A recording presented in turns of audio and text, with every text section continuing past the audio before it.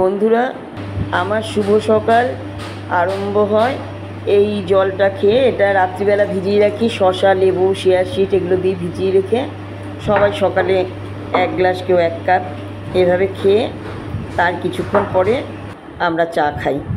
আমি খেয়েছি, এখন ছেলেকে দিলাম, ছেলে খাচ্ছে। এই ছেলে, আমি হয়তো মাঝে সাঝে অনেক দিন খাই না, কিন্তু ছেলে প্রতিদিনই খায়।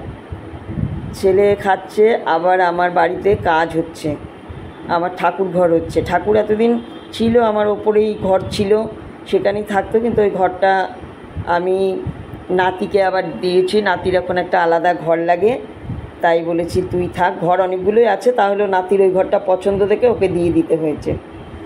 আমার ঠাকুর ঘর তৈরি হচ্ছে বন্ধুরা। ঠাকুর ঘরটা কমপ্লিট হলে তোমাদেরকে দেখাবো। এই গ্যারেজের ওপরেই ঠাকুর ঘর তৈরি করছি।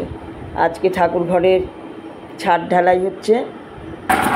এই যে ছাদ ঢালাই হচ্ছে, সকাল থেকে মিস্ত্রিরা চলে এসেছে, কাজে লেগে গেছে। আমার সকালটা সেভাবেই শুরু হয়েছে। আমি একটু খুবই ব্যস্ত, আবার সারাদিন আমারই ব্যস্ততার মধ্যে কাটবে। তোমরা সবাই ভালো থেকো বন্ধুরা।